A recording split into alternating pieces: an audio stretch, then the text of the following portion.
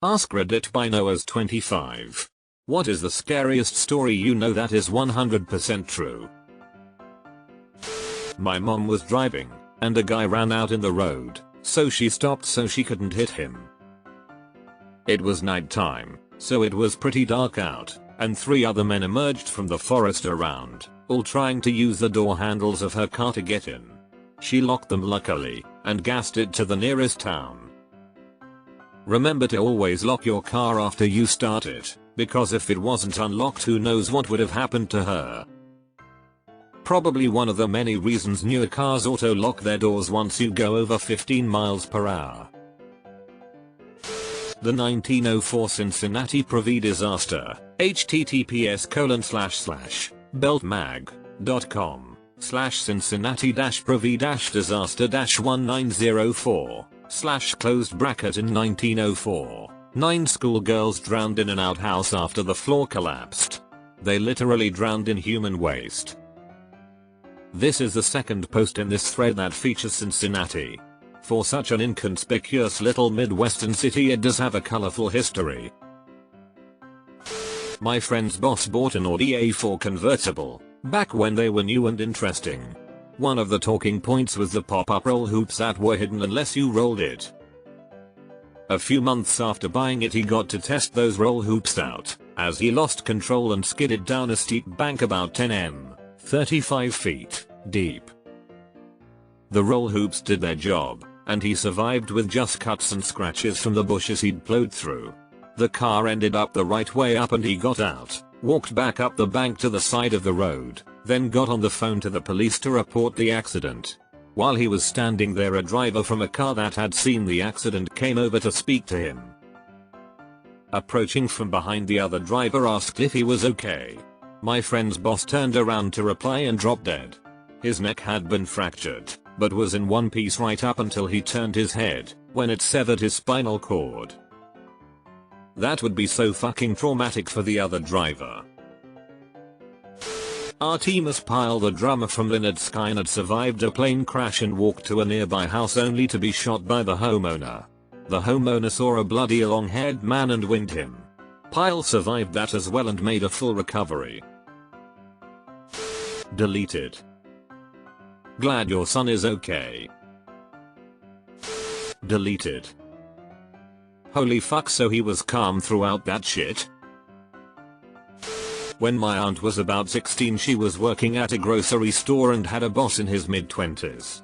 One day he called the house and was begging her to sneak out and hang out with him. She was considering it because it was her boss and she didn't want to say no. My mom, who is 2 years younger than her, always gets these incredibly spot-on gut feelings. She had one that night and begged my aunt not to go out with him. Thankfully she listened to my mom and told him no, which made him really angry. He ended up going out that night and meeting another girl. He took her out to some cliffs and raped her and pushed her off. Somehow she lived through this and was able to get him sent to prison. I feel so sorry for that girl and so thankful for my mom and her gut feelings. Always trust your gut. So, a 20-something man wanted a 16-year-old girl, Akira minor, who was also one of his employees, to sneak out and hang out with him? I'd say no gut feelings required for that one. Dude is a creeper. Good job that your mom warned her sister. Smart girl. Not as scary as some of the stories here, but I was pretty horrified when my dad told me the story. There are some really big houses in the woods in my hometown. One of the owners went out drinking with his buddies and realized he forgot the key to the gate when he got home. So he decided to just climb the gate. While climbing in his drunken state, he slips and his leg gets pierced by one of the spikes on the gate. He was hanging there but too afraid to call for his wife, since he was sure she would just open the automatic gate from inside the house, and since it was one of those gates that slides to the side, it would just rip his leg off if she did. He was hanging there the entire night until his wife woke up, saw him and called the fire department. My dad, who is one of the firefighters that showed up, said they had to saw off the spike to get him off. Just imagine hanging from your own gate all night not being able to call for help. This is from South Africa. The woman is called Alison Boter and she was abducted, raped and then choked until she blacked out. She was driven into a secluded area, stabbed 30 times in the abdomen and 16 times in the throat and left for dead on the side of the road. She had to use her shirt to keep her organs inside her body and hold her head up because of a damaged muscle in her neck and proceeded to crawl to the road where she was eventually spotted and rescued. She survived the attack and now does motivational speaking, I believe. https://newcastleadvertiser.co.za/40889/hijack-rape-stab-and-still-standing-strong/ And here is a link to the IMDb page for the documentary. https://m.imdb.com/title/tt39499952/ I spent my first 10 years in New Delhi. Back then, we would find dead women, burned with acid or set on fire, and it used to be so normal. Like, oh look, another one of those dowry cases where her family didn't pay the husband enough money so they killed her.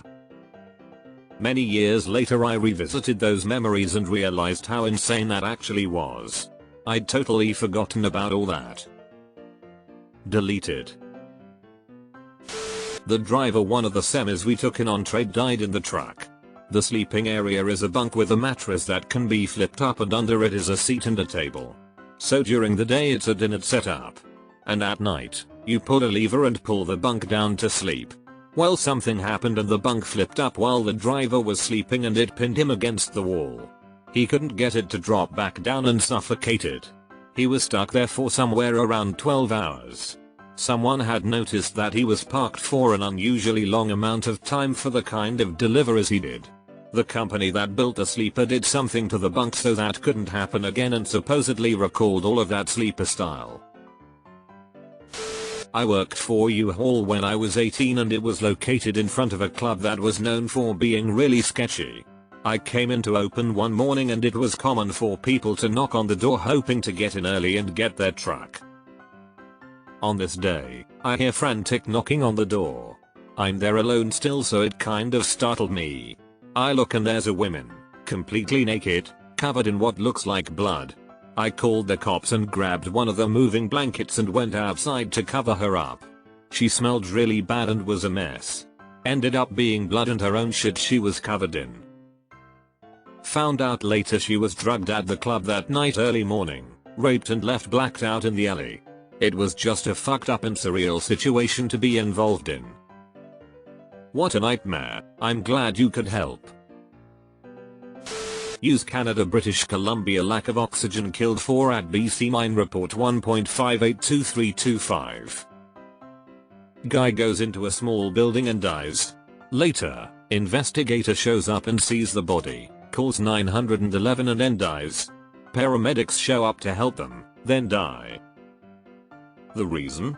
Oxygen levels at head height were normal. Oxygen levels when bent over was basically zero. Bending over in this room killed 4 people by asphyxiation. Edit. They could breathe. The air they were breathing contained no oxygen. The human body can't tell the difference. My BF works in a coal mine and told me that there are places where taking a shit can kill you. Like in the story above, the oxygen level at head height is fine, but there's carbon monoxide closer to the ground. You squat to take a shit and die.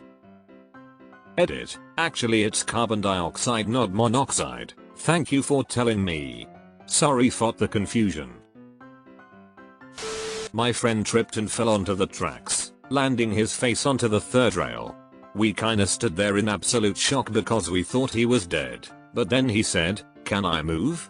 Will I be electrocuted?" We told him to move instantly and he did. We got him off the tracks, and no less than 2 minutes later a train went zipping by. I think the third rail turned on seconds after his face came off of it. I know that's not scary to a lot of people, but to me it was because I would have lost a close friend back when I was about 12. That there's a guy casing the bar that I work at literally right now, and I can't do anything to stop him. He's been in asking what time days we're open. And what days we have security. Caught him feeling the corners of our windows and doors too. Unfortunately, until he breaks in and robs us, the police won't do a thing. I hope you took a picture of him. A guy I worked with was riding his dirt bike through the woods and somebody hung a cable between two trees. My buddy caught his throat on it and saw the dude steal his dirt bike. Woke up in the hospital with a lacerated throat and a broken larynx. Pretty crazy what somebody will do for something so cheap. Dude is lucky he didn't get decapitated. The case of Elizabeth Smart. https://en.wikipedia.org/wiki/kidnapping_of Elizabeth_smart She was kidnapped, repeatedly raped, psychologically tortured, and then brought around in plain sight in heavy religious garb. She had brushes with people who could have helped her, but her kidnapper claimed she wasn't allowed to speak in public or reveal her face for religious reasons. The reason she was rescued is because her sister was awake during her kidnapping and pretended to be asleep. She knew she recognized the voice, but it took her 9 months to remember it was a guy that used to do yard work for the family. The police didn't believe her because of the elapsed time, but pursued it to appease the family. What pisses me off about this story is the fact that Wanda Bazi is out of jail as we speak and is on probation. She should be in prison for the rest of her life just like the kidnapper. Elizabeth even said she was the most evil woman she has ever met. There are drug dealers spending more jail time than Wanda. Nutty Putty Cave in Utah was sealed up in 2009 after John Jones was trapped upside down in a small crevice while spelunking. When rescue teams finally arrived, he had been upside down for so long that his legs were drained of blood. The only possible way to have gotten him out was to break his legs, which would have sent him into fatal shock. He died after being trapped for 28 hours. His body's still in the cave. Didn't they almost get him out, but then one of the pullers snapped and he got trapped even worse? That's my personal nightmare. Amateur rugby. Guy gets hit pretty hard and dislocates his hip. While waiting for the ambulance, a guy runs up saying he's a physio and can at least relocate the joint. He cracks the hip back into its socket and the guy screams. One of his testicles had been jolted out of place in the accident and had been chilling out in the empty hip socket. Squish. Carol Daronch was at a shopping mall in Salt Lake City in 1974 when she was approached by a man claiming to be a police officer. He said that someone had tried to break into her car and asked her to come with him. He then said he would drive her to the police station and she got into his car. However, this guy was not a police officer and he did not drive her to the police station but rather pulled into a parking lot. He then cuffed her, pulled out a gun and threatened to kill her if she resisted. Only, he messed up. He meant to cuff both of her wrists but only managed to cuff one. She escaped and fought him off despite being hit over the head several times. Her kidnapper was Ted Bundy. He killed another woman just 4 hours later. Her escape also helped identify Bundy and she is part of the reason he was eventually arrested.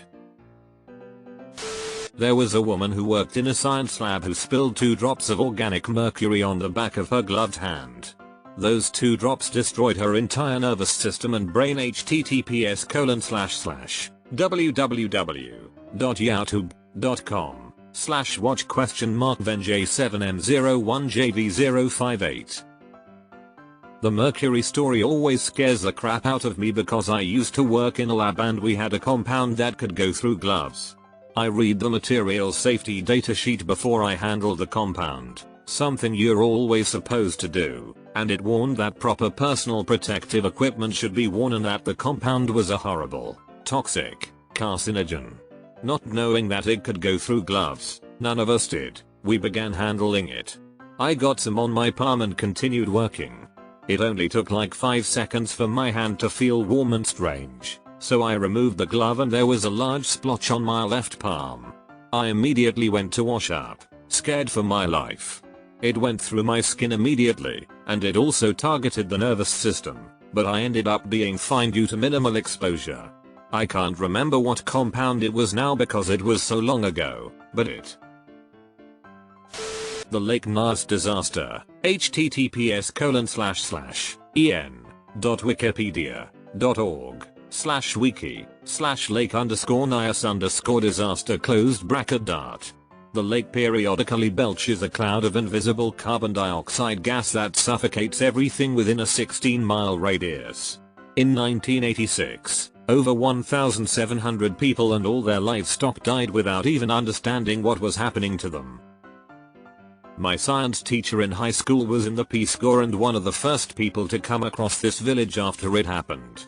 He said it was so eerie because all the flies and mosquitoes had died and it was so silent. When I was in 4th grade, we had buddy classes with first graders to help teach them how to write and read properly.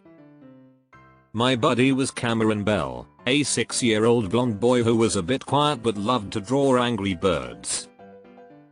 One morning, I came to school and my teacher was in tears, a police officer in the room beside her. As we sat down after the bell rang, we were told that due to an unfortunate series of events Cameron had passed away.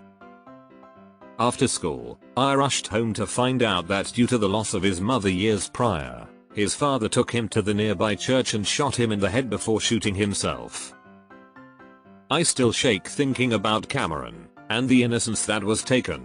I missed his messy handwriting and Angry Birds drawings.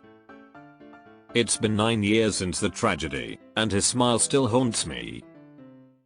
Link to the article, https://www.oregonlive.com/argus/2011/father_6-year.html. The murders of Shannon Christian and Christopher Newsom. The only time I was ever physically ill after watching a true crime show. Not for the faint of heart. https://en.wikipedia.org/wiki/murders_of_Shannon_Christian_and_Christopher_Newsom. 3 sailors survived the sinking of the USS West Virginia at Pearl Harbor, only to die 16 days later, due to the lack of air. The Navy knew they were there, but couldn't get to them. 16 days to die. https://www.warhistoryonline.com/featured/pearl-harbor-16-die.html. Deleted. Deleted. Happened to me, have posted about it before. I was around 11 years old and I woke up in the middle of the night to a man straddled on top of me with his hand over my mouth and nose. He told me to roll over and not scream. I rolled onto the floor and tried to scream bloody murder. I say tried cause when you are truly terrified it can take a second to find your voice. My mom heard me screaming and came in and fought with the guy. He was at least 6 feet, she was 5 feet 3 inches and scared him enough with the fighting and screaming that he took off out the window he had come in through. Never did catch him. Hold the fuck up for a moment. What the fuck? On the 20th of September, 1987 in Bellingham, Washington, a Georgia Pacific paper mill worker was sent to inspect a heat exchanger system in the steam plant. Inside the base of the stack, he spotted a charred skeleton. To this day, no one is certain who the victim was, how they wound up in such a horrible place, nor why. Local paper. 3,627,656 HTML. Good YouTube video on the subject, equals BHVGM to NU3U. You know shit is real serious if the sentence starts with the complete date. In 3rd grade a guy came to our school and held our class hostage. He had already killed his wife and was there to kill his kid. The administrators convinced him the kid was not there and to take one of their cars and leave. After threatening to kill us multiple times, tying up the gym teacher, and dragging someone's grandma around with a knife at her neck, he finally left about 30 minutes later. The police caught him in Indiana on his way to kill his parents. He was convinced the world was ending and he was killing everyone he loved to spare them. The school did worse than nothing. They lied to parents and no assistance was given to either the kids or teachers involved. The gym teacher never came back and every time she would see one of the kids at the store or whatever she had a breakdown. Several of us have PTSD, undiagnosed, for decades. We just thought it was normal. In the 70s the Chicago public school system was more concerned about their jobs and lawsuits, so they covered it up. Was working the evening shift at a gas station. Man comes in all disoriented. I go to help him out. He has a gash on his head and doesn't know where he was. I couldn't see any crashes around so assumed he had fallen or something. Normally we are supposed to stay inside the glass shielded register area whenever anyone is in the store. I, being a nice human being, went to help while calling the police EMS. They got there and checked him out. They thought his head may have been fractured. Took him to the ER. I went back to work. Cops stopped back by for some coffee a few hours later. They told me the guy got hit by a baseball bat trying to break into a little girl's bedroom and was wanted for rape and murder in 2 other states. I never left the register area at night again. You sending him to the ER probably helped with the police getting a hold of him. My brother's ex-GF had 2 older sisters. They died before she was born. One day they decided to play hide and seek or something. So anyway, they both climbed inside a chest and accidentally locked themselves in. They suffocated. That really sucks. When I was a kid there were a lot of SAR type things about kids not playing in abandoned refrigerators for that reason. Well, I'm a bit late, and I'm not sure if anyone posted this already, but the story of Hisashi Aochi. He suffered radiation exposure so thorough his DNA was destroyed and he probably would have died in a matter of days or even hours, but doctors kept him alive for almost 3 months. He was conscious and begging for death as his body literally fell apart. https://www.youtube.com/watch?2y-i5bbjwn right square bracket open bracket https://www.youtube.com watch v equals 2y-i5bbjwn. Here's a video about it, but be warned it is very disturbing and graphic. Deleted. 2 off-duty US soldiers were on a train in France. When walking past a toilet they recognized the loading noises of rifles coming from inside. They waited outside and jumped the guy when he came out. He was a terrorist who was about to go through the train killing people.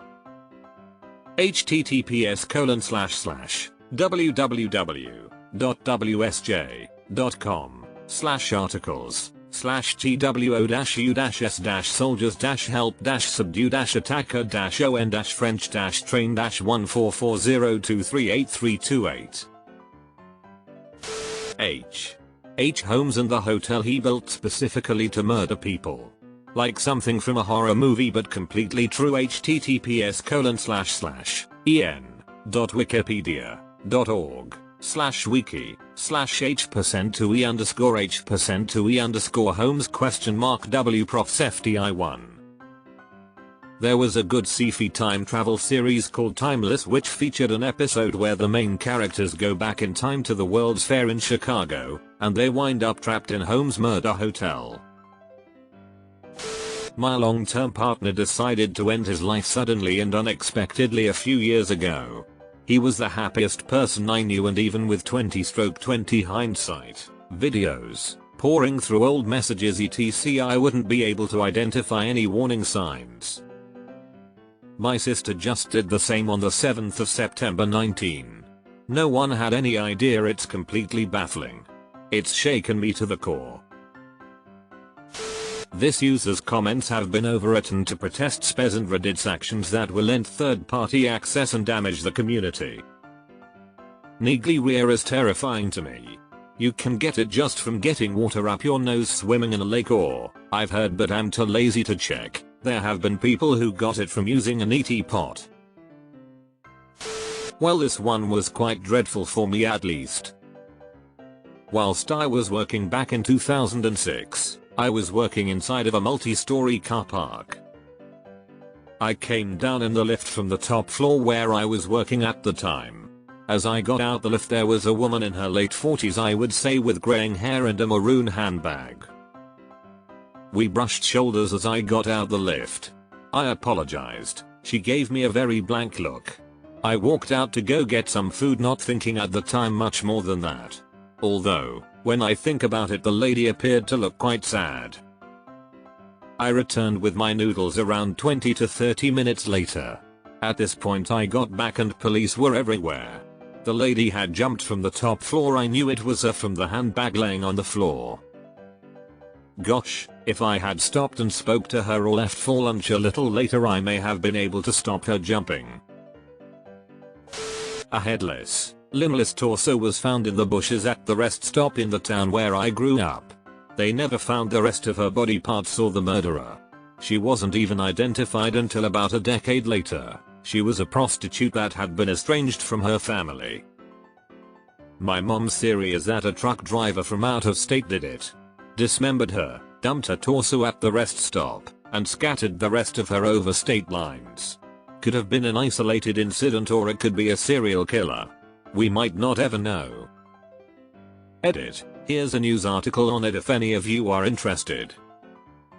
Wright City 227 of 554 CDAC 6-5 Act 2B 166 C 950,628,423 bar HTML. One of my friends had someone following her home, hiding in the bushes so they couldn't be seen. She booked it to her house, got inside, and he was watching the house from the outside. She called the cops. They come along quietly and got the jump on him. He had condoms, handcuffs, and a knife. When they got his DNA, it turned out that he was linked to a half-dozen rapes in the area. She credits her regimen of running sprints to outrunning him that night and firmly believes she would have been raped if she couldn't outrun him then. Deleted. Deleted. This same thing literally happened to my mom when I was 15. She drove her car off a cliff, hiked a mountain, and was found on the side of the road with no memory of any part of her life, but swore up and down that her name was Moody Cutie, her daughter's actual name. She lost her total memory for 3 months, and then one day in the shower it all came rushing back. My mom went to school with a guy who raped and murdered a few girls in her town. When they finally caught the guy, they found a list he had made of his targets. My mom was next on the list. During WWII, an American airplane crashed near the Japanese island of Chichijima. There were 9 servicemen on board. 1 was rescued by an American submarine. The other 8 were taken in by the Japanese. Don't want to go into all the details, but through some time and events, the Japanese ended up eating those servicemen. But that's not the weird part. The one serviceman who was rescued? That was George H.W. Bush. Google Chichijima incident for more details if you'd like. The Japanese ended up eating those servicemen. But that's not the weird part. No, that's definitely the weird part. The Vampire Rapist, https://en.m.wiki.org/John_Brennan_crutch. He abducted, raped, and murdered multiple women. He got caught when one of the women escaped from his house after she was abducted off the road and woke up, naked, tied to his kitchen table. He was filming her, raped her, and, here's the bizarre part, drained her blood and drank it.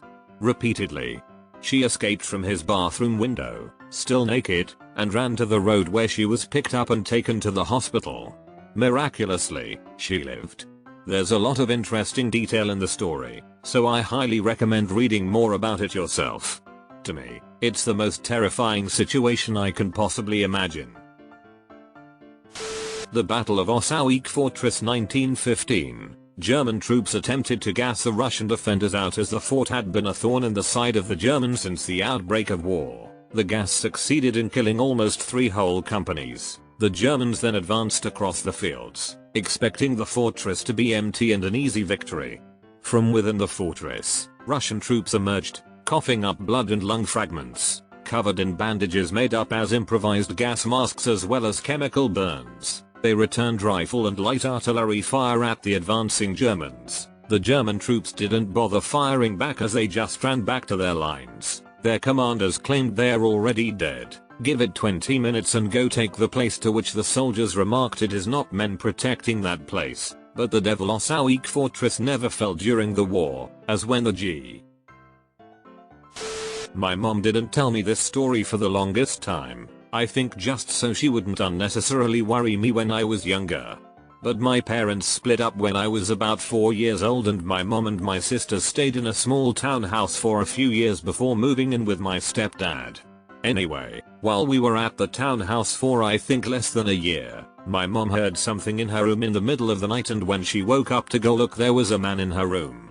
She audibly gasped and got out of bed either to fight or run to our room. She couldn't really decide cause she was pumped full of adrenaline. The guy ended up running out of our back door, and when the police came they found signs of forced entry. She never told any of us the full story cause we were still sound asleep the entire time, but she ended up explaining more of it the older we got. Edit. Sorry for not explaining more. A lot of people have asked me to finish the story, so here goes. We never found out who it was. The police weren't able to either. Their best guess was that he broke in to rob the place. God forbid he wanted to do anything else, and was just as surprised to see my mom as she was to see him. They think that he thought the place was empty and it would be an easy mark, and bailed when he came face to face with the owner. My brother-in-law is a deranged heroin addict, has been for over a decade. In 2016 he murdered my father-in-law. He attacked him from behind and crushed his head back shoulders with a hammer over 50 times. My husband and I were out of town and he used my father-in-law's phone to text us throughout our trip. He lived with my father-in-law's dead, decomposing body for over 5 days and proceeded to steal his father's belongings and pawn them, drain his bank accounts and stole his car. When we got home he fled and sent my husband a text from his dad's phone saying he wasn't feeling well and was in the bathroom. That's when my husband found the body. He's in jail now serving 24 years, but it still haunts me. A colleague of my dad's went on holiday to a small cottage in Wales, in the middle of nowhere in the UK's wintertime, with his wife. They were found by the owner of the house after the week they rented it for was up, completely insane, clawing at their skin, and the whole place was a wreck. The full story was never found out, but the guy and his wife both were rambling about a red knife that followed them wherever they went that they found in the bed of the cottage. They are both still alive and as far as I'm aware under psychiatric care. Edit. A couple people are saying it could be carbon monoxide poisoning resulting in brain damage, thus hallucinations and insanity. This was also suspected by police and investigators. The house had a carbon monoxide alarm and it wasn't tripped. No red knife was ever found. What kind of yellow wallpaper shit is this? On the 31st of May, 2014, two 12-year-old girls lured their friend into the woods and brutally stabbed her in an attempt to summon or appease Slenderman, a fictional internet villain who is said to inhabit wooded areas and stalk his victims among the trees. https://en.wikipedia.org/wiki/slender_man_stabbing . This one is especially stupid since none of the Slenderman mythos involves people worshipping him or sacrificing for him. He's just a creepy long dude in the woods. A family friend was